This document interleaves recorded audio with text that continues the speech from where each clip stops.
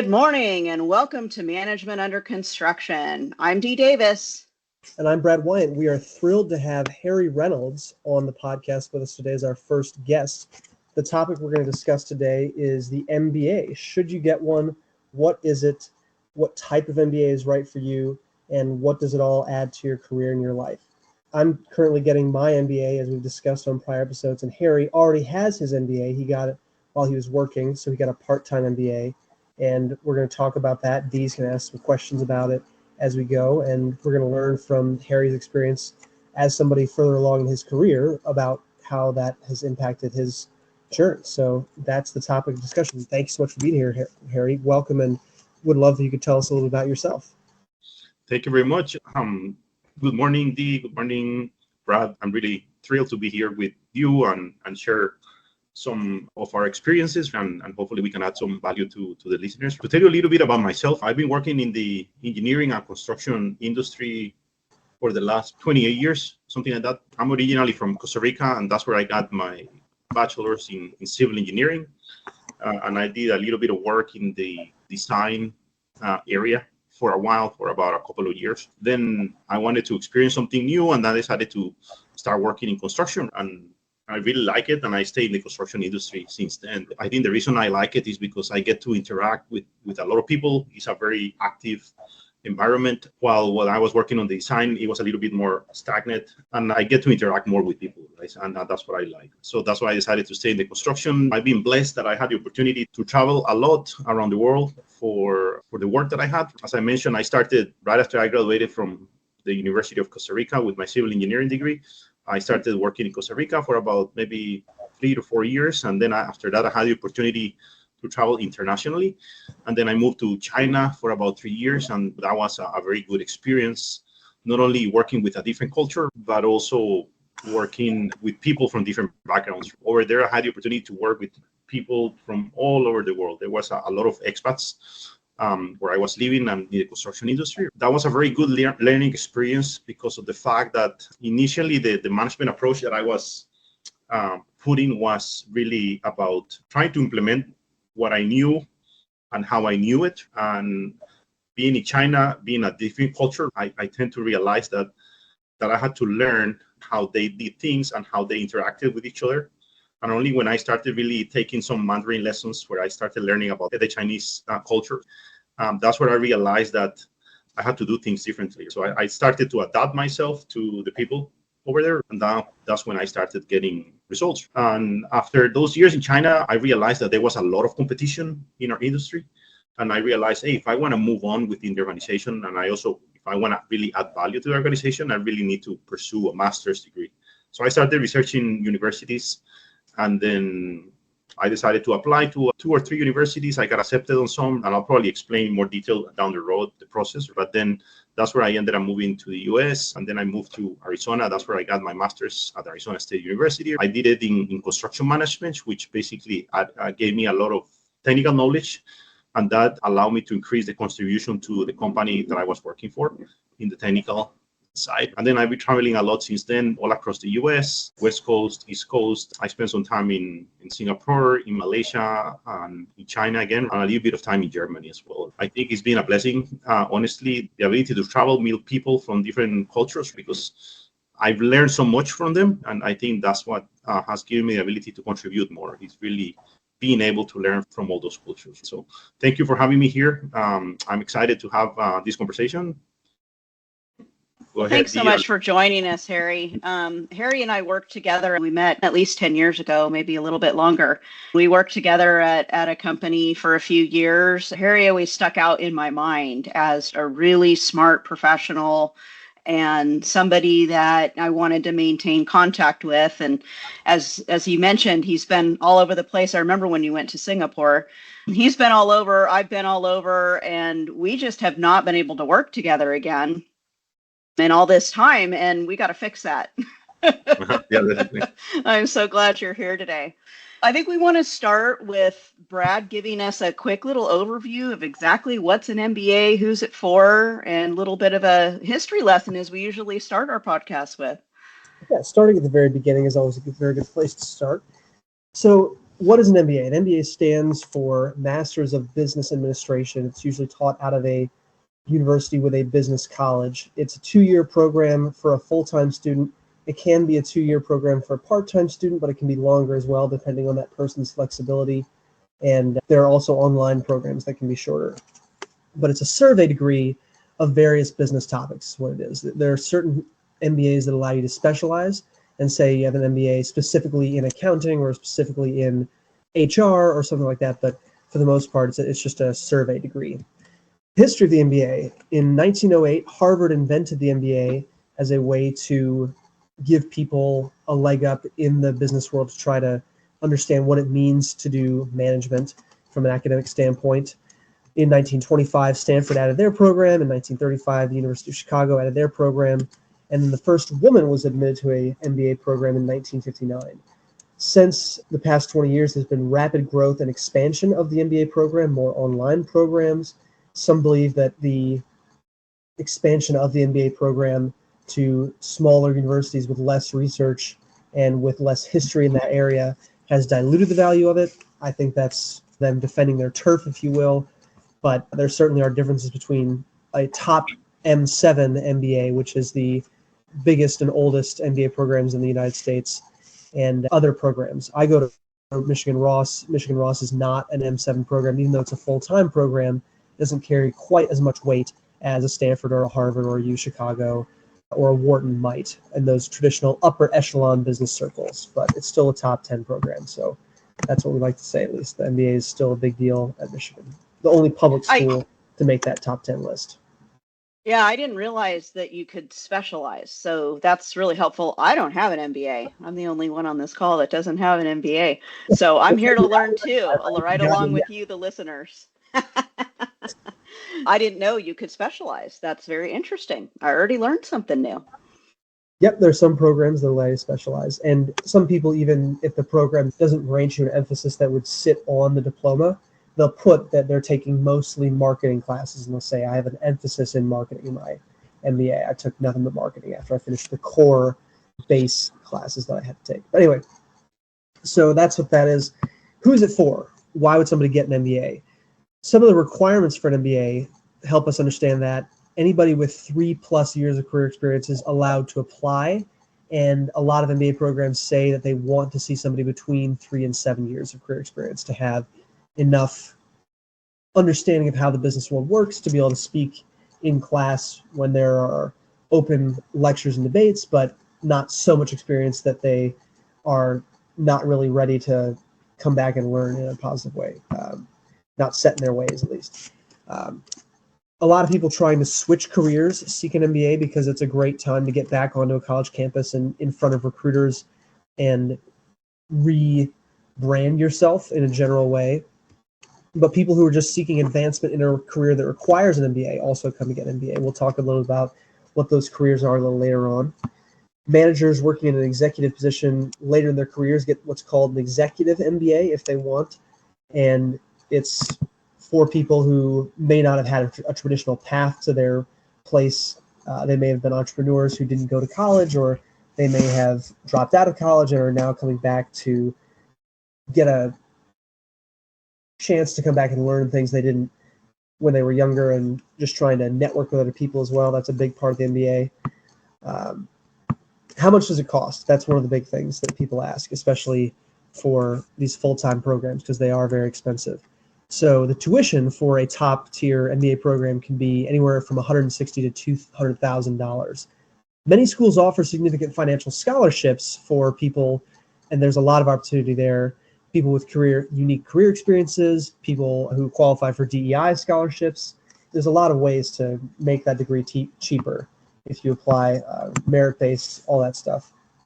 But then you also want to look at other costs of the MBA, like your living expenses while you're unemployed and the opportunity cost of not working. So for me, I think my living expenses are going to probably come to between $40,000 and $50,000 for 2 years of rent in Ann Arbor, which is not a very cheap place to live, and food and books and gas and car insurance and all those things that people have to spend money on to be a person. And then the opportunity cost of not working, that can be a lot of money for people. All told, the tuition, the opportunity cost, the living expenses, it can get up to $500,000 or $600,000 for some people if they're making a lot of money before they come to the MBA. And on the low end, you're looking at still $300,000. So pretty expensive undertaking. Before we get into talking to Harry about his experience and talking about each of our takes on the MBA, let's talk about what some traditional MBA-based careers are. So these are careers where people who have gotten MBAs have always done these careers. They've been a mainstay, a staple of an MBA holder. Kind of like a structural engineer usually has a civil engineering degree. This is the same kind of thing. So consulting is one of those careers. It offers about $190,000 in salary post-graduation as a base, plus a ton of bonus, plus a ton of opportunity to make a lot more money in a very short amount of time as you advance in that career. Consulting as a career could be described as adventures in a myriad of complex business problems. Companies with big business problems they don't know how to solve hire consultants to come help them solve those problems in a very short amount of time under a lot of pressure. So imagine flying to the middle of nowhere to work for an industry you don't have any experience in and being given a balance sheet and a bunch of employees to interview and trying to solve some very complicated business problem. That is what a consulting career can look like. What does that mean? You get a lot of prestigious companies that you work with, Fortune 500 companies. You get on-the-job training how to convince the CEOs or other C-suite members of these companies with nothing but a slide deck and your own speech. So that's a pretty cool job to have to do. The work is very intense. You're working at least 80 hours a week. You're traveling Monday through Thursday a lot of the time, although that's changing recently with the remote and hybrid work things people are doing. Examples of companies that do this work are McKinsey, Bain, BCG, Alvarez & Marsal, Ernst & Young, KPMG, some of those big business companies that you've heard of that also have accounting arms. The brass ring in this career is that if you make partner, which can happen between 10 and 15 years after you start at one of these companies after getting your MBA, you can make many millions of dollars in total compensation. And that makes a big difference in people's lives. That's wealth building income all of a sudden. So a lot of people pursue an MBA as a way to find their way to that consulting career, hoping that it pays off in that way for them. But other people spin out of the MBA consulting career and go work for a company they consulted for. If you go to work for, let's say, Caterpillar, and you consult for them as a partner at McKinsey, and then Caterpillar says, hey, you're doing such great work for us, you understand our business, we just want to hire you. That can often be a very lucrative proposition for people too. I think you've done a great job explaining what an MBA is and why somebody might want to pursue it. Let's look at it from the other side of the coin for a minute. Sure. As an employer, I'm going to toss this question to Harry. As an employer, what would be the advantages or disadvantages of considering a candidate that has an MBA versus a candidate that does not have an MBA? Yeah, definitely. I would say for any company, someone with an advanced degree, whether it's a master's, an MBA, I think is going to be beneficial to the organization because of additional value that person could bring up to the organization. Like Brad mentioned, an MBA will definitely open the doors towards someone that has more knowledge about how businesses work, how businesses operate, what the strategies should be of a business. Someone with a technical master's from any specific degree will definitely will add value to the organization in the sense of improving the way the business does something technical, whether it's engineering. If I'm working in the area of engineering consulting, and then I'll have someone that has more knowledge on certain specific area. It could be a structural engineer that has a better knowledge on steel structures, or it could be a structural engineer that has more knowledge on concrete structures. Or if it's a construction, it could be someone that has knowledge on labor productivity. So having people within the organization that have advanced degree, in my opinion, will always be an advantage to the organization. I do not see any disadvantage of just having someone with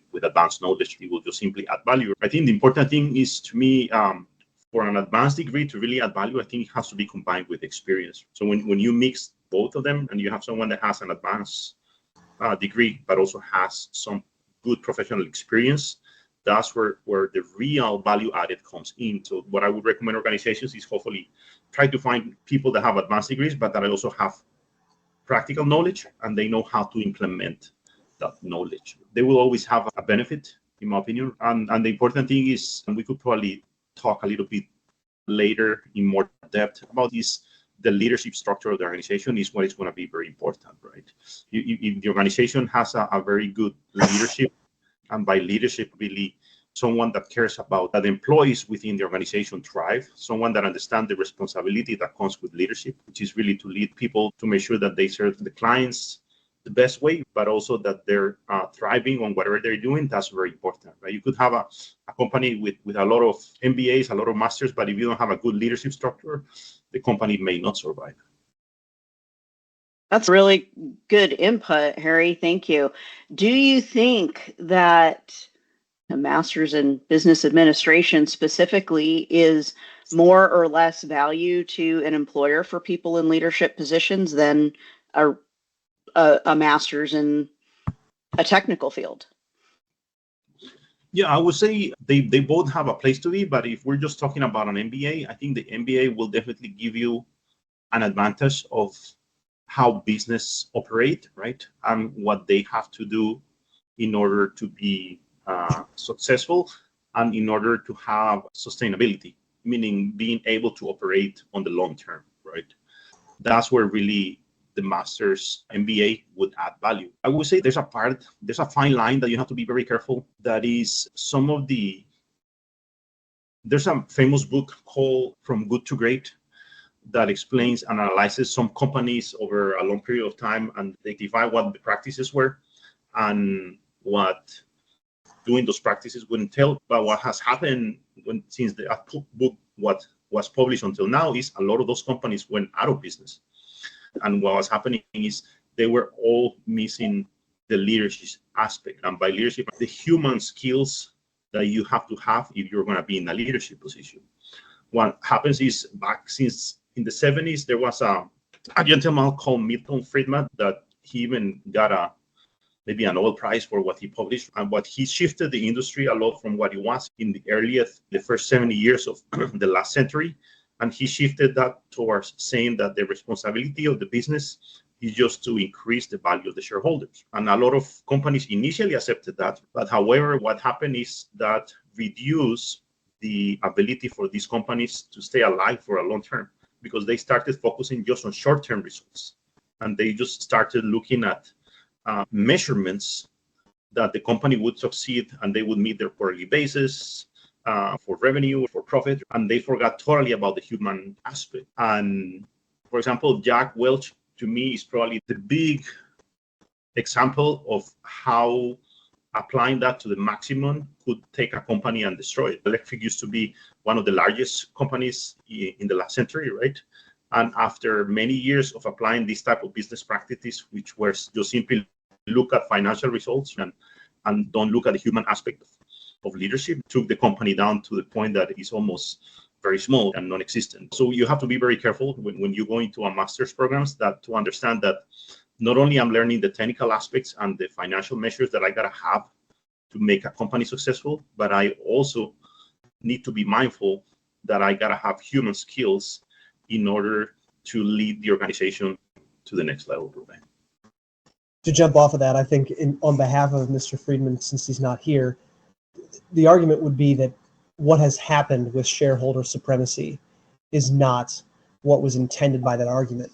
The idea that a company should primarily return value does not necessarily mean that it has to become a quarterly target machine and that you have to fire all the middle managers and fire left and right just to make those goals. I think what has happened, in my opinion, is that executives and consultants and other people have manipulated that shareholder supremacy argument into saying making my quarterly goals is paramount, and as long as I do that, the business must be running well. Like you're saying, Harry, that's not true. Having the human skills to understand that firing employees to make quarterly earnings targets or to make the numbers and the books look good doesn't necessarily mean that that firing was the right choice for the business. If instead we take as managers a holistic view of what the right thing to do for the business is at every point and use economics and use the discounted cash flows to prove that keeping people here, even though we're going to miss our quarterly targets this year, is going to grow the business in the 10 years to come, then that's the best use of that argument. That, look, I know we're going to miss these quarterly earnings now, but shareholder value is being maximized if we do this. And that's a very tough argument to make. Nobody likes to make the argument. It's a harder argument to make than if we just fire these people now, Wall Street will be happy and the near term will be fine. Long term, who knows? We'll figure that out later. That's not our problem. And that's the easy argument to make. But it's the argument that gets made often. So there's certainly a pendulum swinging back in terms of that Milton Friedman shareholder supremacy misinterpretation, in my opinion. I'm glad you guys brought that up. We recorded an episode a few episodes back that talked about the long game versus the short game in business.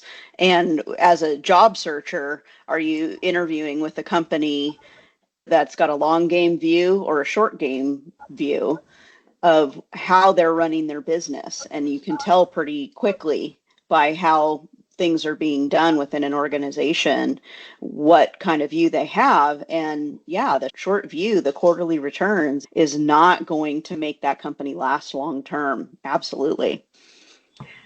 Brad, let me ask you a question. How much more can an employer expect to pay someone with an MBA? I'm so glad you asked. I hope that it's a high enough number that justifies this degree for me. A couple of the traditional MBA post-grad careers, like we already talked about, consulting, investment banking, consumer packaged goods marketing, and venture capital private equity. Those are some of the most common. You can be looking to make about $200,000 a year in today's market. That was not true up until a couple of years ago. It was more like 175, 160 for most firms. But we've had a huge run up in demand for these post-MBA grads, and salaries have risen commensurately. But to go into some detail, what really you want to get out of the MBA in terms of compensation is to go work for one of these big groups and stick around long enough for the big bonuses to really make that big impact on your bottom line. Investment banking people that are staying in 5-6 years find themselves earning a lot of money very quickly. $250,000 bonuses starting to come in after 5 or 6 years of your career there is not unheard of, especially in good years, because these companies just are able to create so much value in these periods of high M&A transactions that it can be very lucrative. So I guess I would say it just depends on what industries you're willing to go work in, and what industries you can get a job in, but it can pay off very quickly for a lot of people. I don't know if Harry can answer this question or if you can answer this question. As a percentage, if I'm looking at a candidate with an MBA and I'm looking at a candidate without an MBA, what is the expected salary difference between the two? Just percentage wise, is it 10%, 20%? Yeah, assuming the person has the combination of experience and expertise, enough experience, but also the advanced degree, that's where really the value added comes in. And I would say, in my opinion, that could probably be around the 25% mark.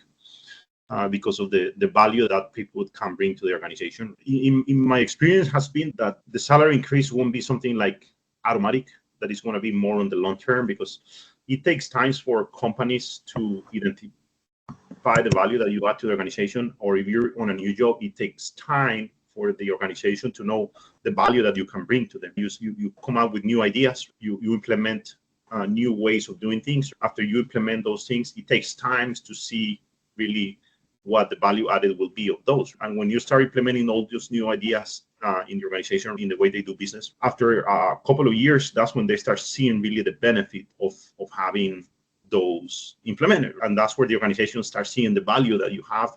And therefore, you're going to have more opportunities to grow within the organization, to be better compensated. In my opinion, it just takes a little bit of time for you to be able to display the additional value that you can bring to the organization. So it's not something that, hey, I'm going to graduate from my MBA next month, and then the following month, then now I'm worth 25% more because I can add more value. I would say it's not that straightforward. Yeah, just to put a framework around that here, I think you're making a great point there. When we go to work in a company like a construction firm or an engineering firm or architecture firm and you have an MBA, you're not necessarily going to make so much more money that moment that you get hired on. what it's going to do is it's going to enable you to succeed and see the strategic battlefield for what it is in the business world, and it's going to help you get promoted faster. One of the ways that anybody in a traditional career looks to achieve financially and in their careers to get promoted, and knowing the things that an MBA gives you, understanding marketing, understanding strategy, understanding how to read a profit and loss statement, those are the things that are going to accelerate your career, get you promoted faster, and that's what's going to end up making that MBA pay off for you. If you get promoted faster, if you achieve a leadership position in a big company, if you can go off and spin off into your own entrepreneurial organization and capture that equity for yourself. Those are the ways that an MBA pays off in a non-MBA career, such as. So that brings me to the question, in the AEC world, does an MBA provide a competitive advantage compared to other industries? When most of us think of an MBA, we think of the finance world and some of the other industries that you mentioned where you're going to get $500,000 bonus. It's not so much the salary potential, but it's the bonus potential and stuff like that. The construction industry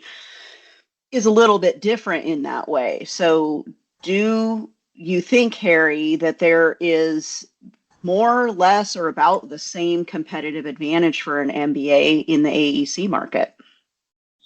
Yeah, I would say it's probably slightly different in our architectural, engineering, and construction industry, because with an MBA, it's going to be different if you're going to consulting versus working in our industry. I think it's different, the level of compensations and all that. Like Brad mentioned some examples of the big four companies, like you mentioned Ernst & Young, KPMG, PricewaterhouseCoopers, and Deloitte. Those are the big four. Those are companies that definitely employ people that not only have advanced degrees, but also have a lot of experience and a lot of technical expertise in a certain area. And they do, because they have a lot of people that have basically this pool of people that have advanced degrees and they have the technical expertise and the experience. That's why they're able basically to add a lot of value to their clients. And therefore, basically, they have higher salaries than normal, right? In our industry, we're very technical. There's only a handful of people that are going to be really focusing on the management aspect of the company and the direction where the company is going. So if that's an area you like,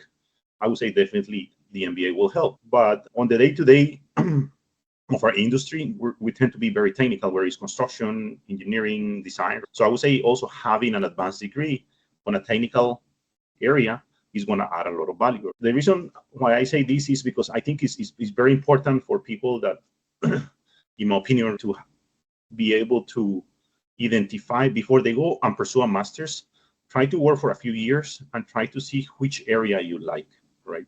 It's important that you are being fulfilled doing whatever you're doing. So it's important that you get a chance to work and experience, maybe work for a year or two in the engineering industry, work for a couple of year or two in the construction industry, work maybe even on the management side of the business, and try to identify what area really basically you make a click with. Because it's important, if you're fulfilled, you're doing something that you like, you'll definitely do better. And once you test the waters and you identify what you like, then you go ahead and say, yeah, I want to get an advanced degree on a technical aspect. It could be engineering, project management, or I want to get an advanced degree on business, because I want to really work on how business operates, what strategy do they follow. I think it's important that people identify what they like, because sometimes when you just graduate from school, right, from your bachelor's, you haven't really worked, but you like certain concepts. But once you start working in that field, you realize, oh, maybe this is not for me, and then you could switch areas. So it's important that people maybe have a lot of experience, work, and once they identify an area that they like, then they go and pursue an advanced degree in that area, because you're going to be doing something that you like besides the monetary aspect, right, of your salary compensation. You're going to get fulfillment for doing something that you like and helping people that you like. Right?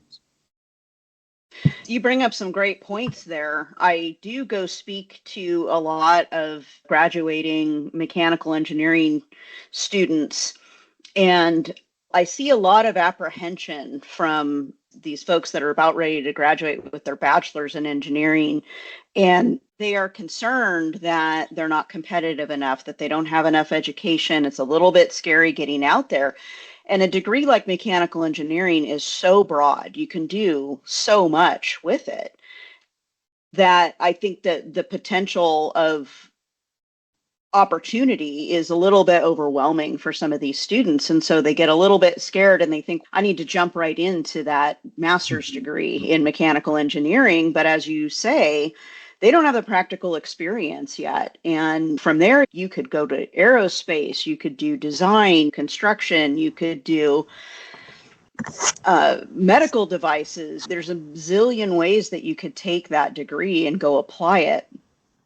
And without having an understanding yet of how it is that you want to do it, the potential is endless. So I think it's great advice to get out there with your bachelor's degree, start working, start figuring out what it is exactly that you want to do. I have been surprised many times in the construction industry with somebody that is owning and operating a mechanical engineering firm, and their degree is in something else entirely, different kind of engineering. Correct. Sometimes it's not even in engineering. These people are very technically savvy. You could have fooled me. It wasn't until I saw their stamp that I realized that, hey, their degree is actually civil or something else entirely. That's a great point. Brad, did you have anything to add to that? Well, yeah, I think just as the most recent college graduate among us, somebody who was recently in those shoes and is currently in those shoes of trying to find ways to differentiate yourself in a very competitive labor market. Some of the studies we're reading these days as we're approaching the end of the degree about how competitive it is to get some of these jobs. It's very hard, especially for young people with the competition that they're facing coming out of college and even coming out of master's programs. Differentiating yourself on the basis of signaling the way you can with an MBA by showing, hey, I'm committing to knowing a lot of stuff, to getting smart on some things that I may not have needed to for this degree, for this career, is a great signal to employers to say, I'm somebody who's thoughtful, I'm somebody who's going to take the time to go learn, I'm somebody who's going to be continuously improving myself. And that as a signal beyond how much the degree costs, beyond how difficult the degree is, means a lot to some employers. They can say, okay, this is not just another mechanical engineer. This is a mechanical engineer who's going to live their whole life as somebody who continues learning. That was certainly something I had in mind when I took on this program. And like Harry said about trying to find things that interest you, I got to the point where sitting on projects and solving budget problems and convincing subcontractors to get aligned with our needs and convincing owners that, yes, you really do have to pay $2,500 per valve at this pharma job. I realized that the majority of the value to be brought to construction was not coming from the activities I was doing, that there was so much more work to be done in the pre-construction phase, in the planning phase, in the putting a team together to go be on that job and leading them. That's where the real value gets added. And that made me curious about how I could contribute in that area. Turns out learning how to lead people, learning how to set up a profit and loss statement, learning how to run a business, learning how to market that business's service, that's where a lot of that stuff comes from when you try to go run a construction company or an architecture firm or an engineering firm. So that was why I came to get the MBA, to be able to do those things, to be able to solve those kinds of problems. Thank you. I have a question. As somebody who's a little further on in their career, I think some of our listeners might be in the same boat. Is there a tipping point where the advantages to getting an advanced degree, an MBA, or any other kind of advanced degree outweigh the advantages and the costs just don't make sense anymore? If I'm 40 or if I'm 50, is it too late? Harry? Yeah, definitely. I would say, in my opinion, it's never too late. If that's something that you're really interested, I think you should just go for it. There's a saying from Jim Rohn, which is an old life coach. Maybe some of the listeners might be familiar with Tony Robbins, the life coach. Jim Rohn was Tony Robbins' mentor, right? And Jim Rohn used to say, if you want to improve your situation in life, you got to work harder on yourself than on your job. So that means you got to take some sacrifices. You got to spend some time getting that advanced knowledge. In my opinion, to me, there's no time or age limit to do that. What you learn by itself from one of those programs, you just want to add so much value, and it's just going to make you enjoy your work, and you're going to get more fulfilled because you're adding more value to the organization, or whether you decide to do it late on your career and maybe you decide to go into academia or you decide to go into research, you're going to get fulfillment just by basically adding value to the people around you. So in my opinion, there's no age limit. You will always find a way to add value, right? I don't know what you think, Brad. Yeah, I think jumping off of that, there's so many unquantifiable things that the MBA experience has given me. The three big things in the MBA that people talk about are the academics, the recruiting, and the social aspect of it. And I would say certainly that the academics of an MBA program are not as rigorous as the academics are of a technical program, like a Master's of Science. I have a Master's of Science in construction management, effectively. It's called Sustainable Design and Construction. That was a really hard degree. Tons of math, tons of science, design this, solve this problem. Very hardcore, very into the weeds in terms of the technical aspect. This degree, not so much. There are finance courses where you're going to do projected cash flows, where you're going to calculate the present value of a bond, where you can create a spreadsheet to model a leveraged buyout of a firm, and you can choose to take the advanced courses in finance, where you get pretty technical in the finance side of it. But there are also some pretty fluffy classes. Marketing, some people think is fluffy. There are fluffy marketing classes, but there are also very rigorous marketing classes. I took a marketing class on how to do conjoint analysis, which is a very specific kind of data science, and that was fascinating. But there was also a class called Leading a Good Life, taught by a professor just trying to help people understand what makes human beings tick and how to have a more fulfilling career and how to be a better person. It's much more of a choose your own adventure in an MBA program in terms of the academics. So if you don't want to have an academically rigorous experience and you want to focus more on the recruiting and the social aspect, that avenue is certainly open to you. But you can also go pretty hardcore on the technical aspects of things in most programs, at least. As far as the recruiting goes, just the things you learn by trying to pitch yourself to companies that have the greatest talent pool in the world, that challenge in itself is a great teacher. And trying to explain your story in under a minute, trying to convince somebody that you're worth what they're going to pay you in that 60-minute interview is a good challenge for anybody to take on. So there's certainly benefit there. Plus the social aspect and the networking that you get in an MBA program, especially a full-time program or any program where you're part-time, but in a classroom with other people and working in groups with those people, invaluable. I mean, the people that I have met here, the relationships I've made, the experiences they've had and they've shared with me has been invaluable. I would not have traded this for the world. But when it comes to the money of it, like Dee was saying, at what age does this no longer make financial sense? You can do the math on that. You can say, okay, I'm making this much money now. I might project to make this much more money if I go get an MBA later on in my life. You can do the math and figure out that as there are fewer and fewer years left in your career, the money makes less and less sense because there's less and less time for the gap between your no MBA wages and your yes MBA wages to grow. And whether that's a deciding factor for you, it depends entirely on the money of it for you. If you can afford to go get an MBA and you want to get an MBA to expand your horizons, to learn, to become a more well-rounded business person, it's a great choice. If you can't afford to, unless the money works out for you, then that's the choice you got to make. There are tons of avenues available to people in terms of applying for financial aid, especially the bigger schools, to assuage those financial constraints. But it's certainly a decision everybody has to make on their own.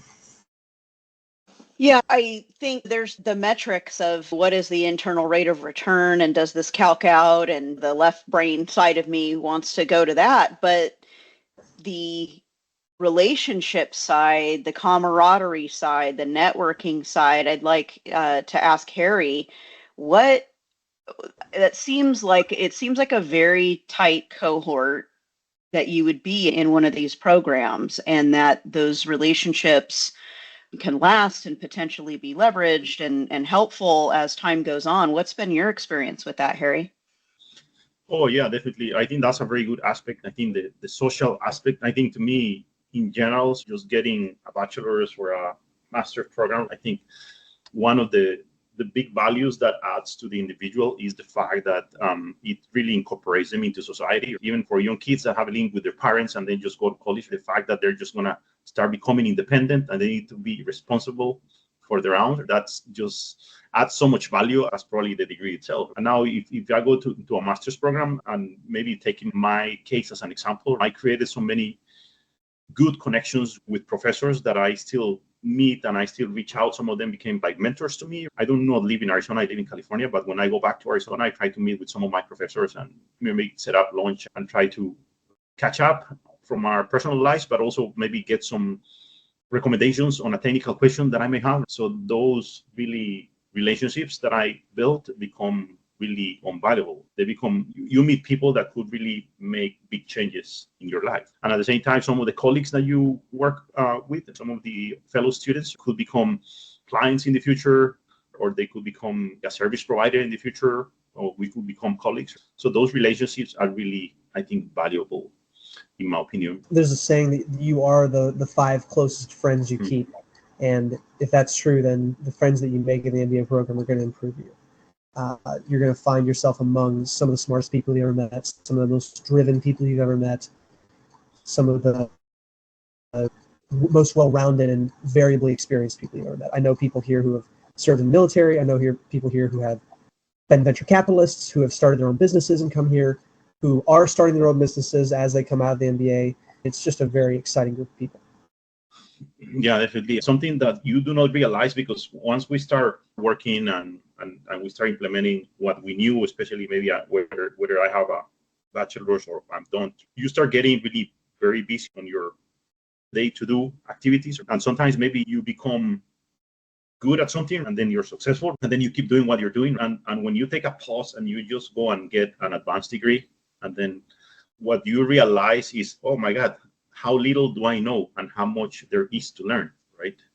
And I think that's a very good aspect that I like about getting advanced degrees, or even if you start to do, if you like a certain topic and you like to do some research on your own and you like to read books about certain aspect, just having that level of curiosity about what is out there, you realize, oh, I really know very little. There's so much there to learn. So it brings that curiosity. You start learning about different topics, whether it's a formal degree or whether it's informal research that you're doing, and then you start absorbing that knowledge. I'm a very passionate reader. Have taken the authors maybe 30 years of research and publications to publish that book. Say it takes me a month to read a book. Within month, I get to read some of the effort that someone spent 30 years of their life just doing some research. So I could just learn so much, right, by doing so. So I would say I would encourage people not only to pursue advanced degrees if for whatever reason their financial position doesn't allow them to do that. Just be passionate, be curious, start reading as many books, listening to podcasts or a certain aspect, and try to absorb that knowledge and that wisdoms from that people that you could apply within whatever area that you're doing. Absolutely. For anybody listening who's just thinking, oh my gosh, there's no way I can afford to do this. I'm excited. I want to go look at some MBA programs myself right now. I love all this intellectual stuff. I love to learn. I'm a very passionate learner. But there's definitely some dollar costs here that might be out of range for people. Brad mentioned that there's a lot of scholarships available and financial assistance that's available. There's also the autodidact, the person that's self-taught. And Harry brings that up, is that, look, even if for whatever reason your personal situation, whether it's cost or it's just time, whatever the issue is, that you can't go do this, or maybe you can't go do this right now, look at what you can do. There's always something you can do. Is it just reading? I take random classes here and there. I'll go through stages where I'll say, you know what, I'm going to go get another degree, and I'm all in for a couple of years to get that next degree. And then I back off for a little bit because I need a break or because I have another thing that's going to take up my time. And then I just find books to read, or I find one class to take. I find different ways. And I absolutely do what Brad said, is you surround yourself with people that are smarter than you. Every single person I hang around with is smarter than me because they teach me so much. So no matter where you are in your career, no matter where you are in your life, there is an option for you. And maybe some people are just not very good test takers. They're not very good at being in school. That's okay. There's still other ways that you can learn. So I encourage everybody who's listening to find something new to learn today and absolutely find a way to continue to learn. Brad, I'm going to ask you, do you have any closing comments for our audience today?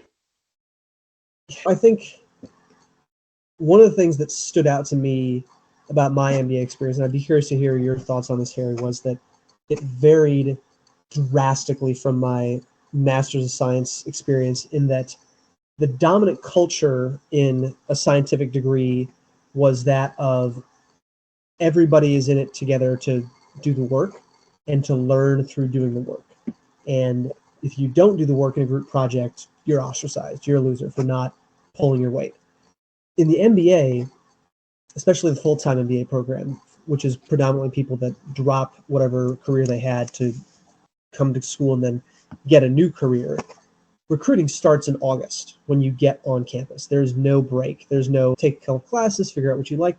You have to know what you're doing. And most people have a very good idea of what they're going to try to do to make this work out for them financially, to make as much money as they can. So the dominant culture becomes recruiting is number one. If you make time for school, great. But if you are not spending every waking moment trying to get that MBB offer or that investment banking offer or that venture capital offer that you're dreaming of, you're wasting your time in a full-time MBA program. That's a lot of the culture. So when it comes to group projects, especially in the first year of the academics, people say, yeah, sorry, I can't make that. I'm recruiting at this event, or I can't do my part of this assignment. I'll get you next time.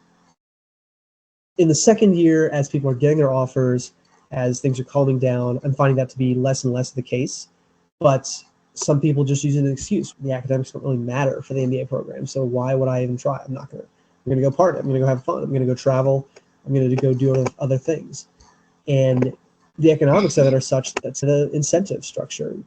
The academics really don't matter at these full-time MBA programs. The grades are not reported. Most full-time MBA programs have a grade non-disclosure policy, meaning that they do not, if a company asks, share your grades. I have no GPA. The federal government, my future employer, is going to ask. They're pretty strenuous about that kind of thing. They get to play their trump card of being, we're the federal government, we need to know what your grades were.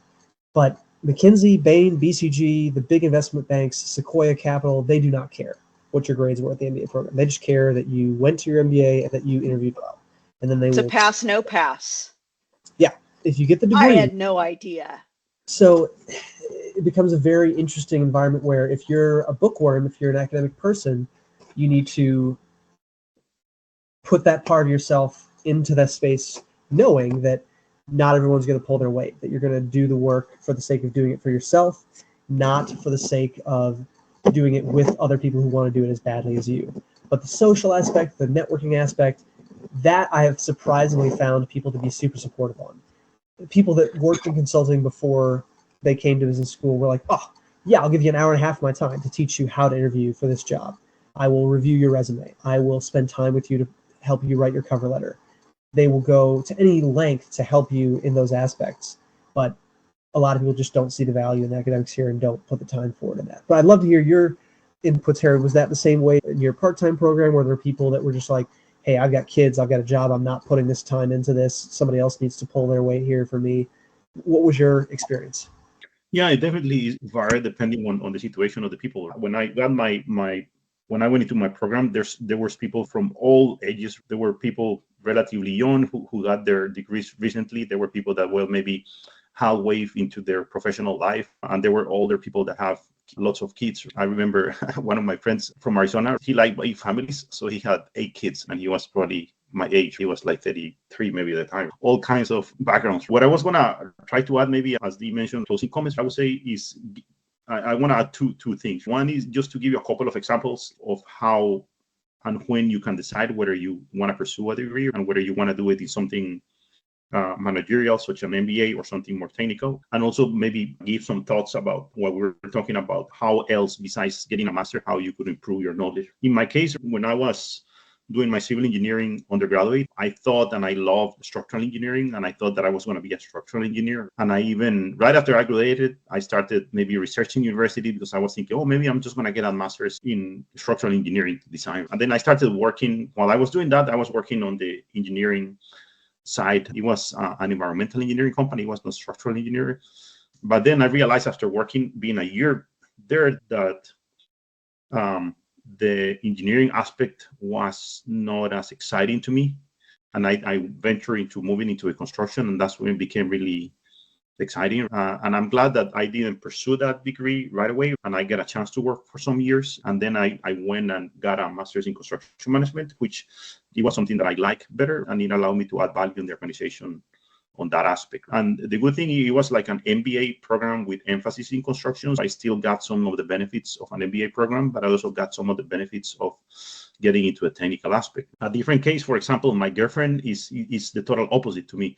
Her undergraduate degree was in business, and she became a CPA, and she started working the first few years of her career for one of the big four consulting firms. And as she started working with clients that were in the manufacturing industry or clients that were in the software as a service industry, she realized that if she wanted to do better on her job, she needed to understand the technical aspect. So then she went and got a technical master's, which was a master's in project management. She spent 2 years doing that. And after that, I think Brad mentioned this earlier, one of the firms that she was consulting offered her a job to move for that organization. And when the fact that she had gotten that degree, that advanced degree on project management, allowed her to work for a company that is a software as a service company, a SaaS company.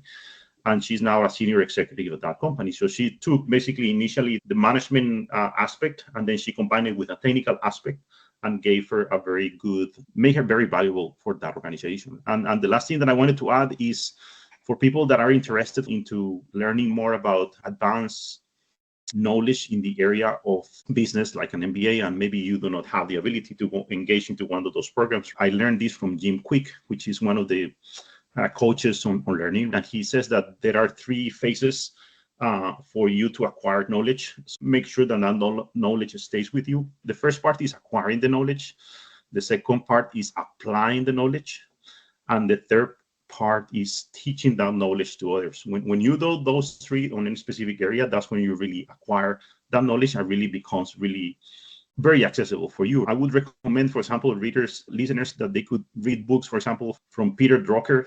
Peter Drucker has a lot of very good books in the areas of business management. Peter Drucker is really the founder of modern management. A lot of the topics that we see in modern business degrees are based on the research that Peter Drucker did as far as basically defining the concepts of business administration. And if you want to know something about more hands-on, more technical, Edward Deming, who is considered basically the father of the lean manufacturing principles, he has some very good books as well. And there is more hands-on into trying to improve basically processes as a whole. So those 2 authors will give you a lot of knowledge and expertise that you could just learn, then you can apply. And after you do that, then you can teach it to others and improve that knowledge for yourself and for the organization that you work for.